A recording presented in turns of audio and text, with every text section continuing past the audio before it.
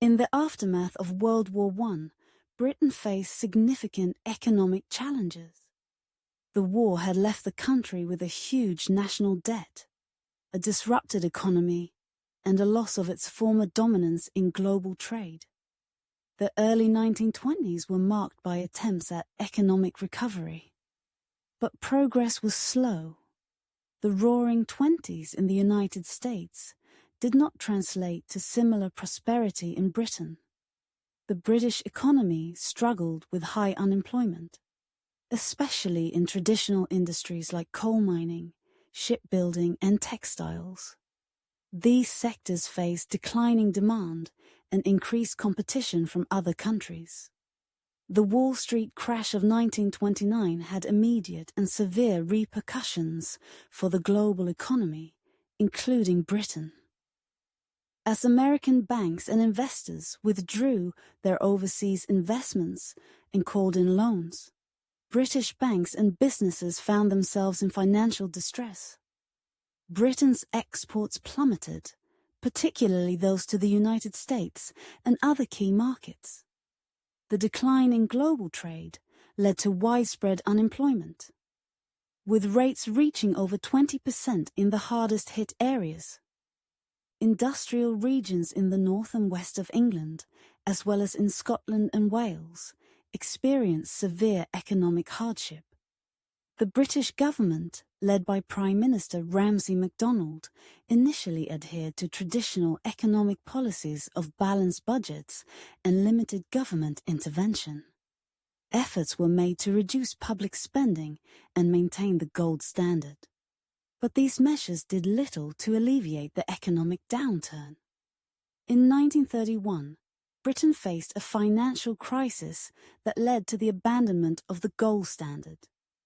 This move allowed for greater monetary flexibility, leading to a devaluation of the pound, which helped make British exports more competitive and provided some economic relief.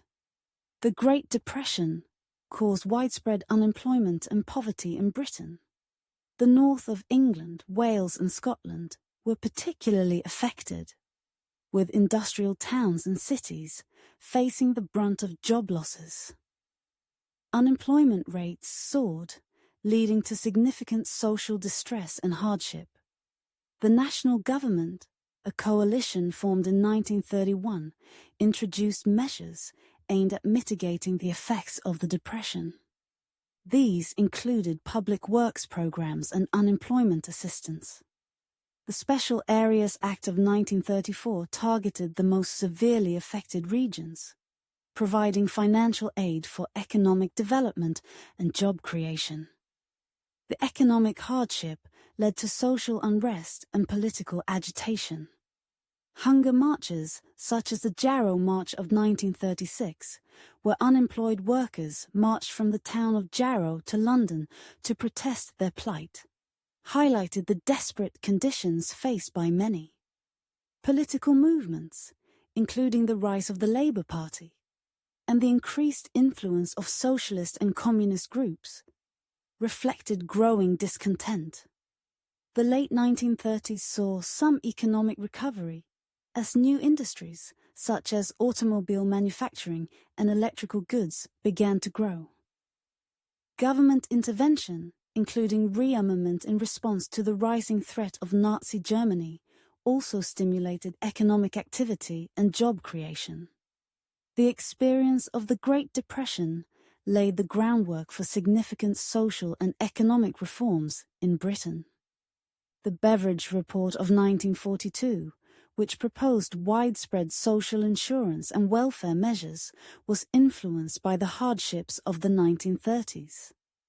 This report later became the basis for the establishment of the welfare state and the National Health Service, NHS, after World War II. The Great Depression profoundly influenced British literature and the arts. Writers like George Orwell and J.B. Priestley captured the era's social conditions and the plight of the working class. Orwell's The Road to Wigan Pier, 1937, is a notable example, offering a vivid portrayal of the harsh realities of life in industrial Britain.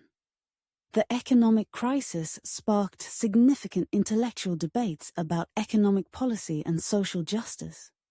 Keynesian economics, advocated by John Maynard Keynes, gained prominence.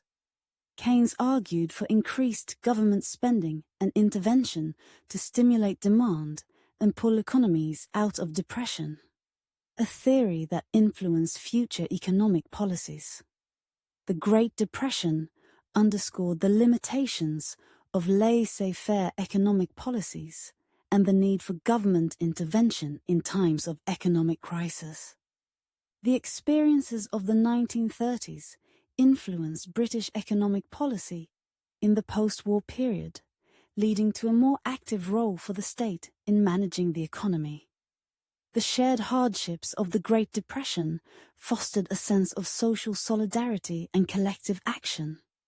This period saw the strengthening of trade unions and the labor movement, which played crucial roles in advocating for workers' rights and social reforms.